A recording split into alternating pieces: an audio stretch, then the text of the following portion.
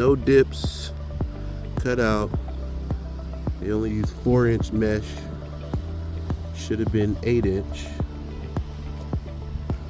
But the biggest issue here is these bolts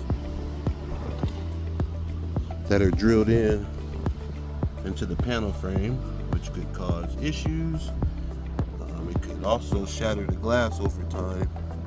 So it's a whole different ball game. It's not just a bird issue. That's a small issue, a smaller issue compared to those bolts being drilled into the frame. That's a big no-no.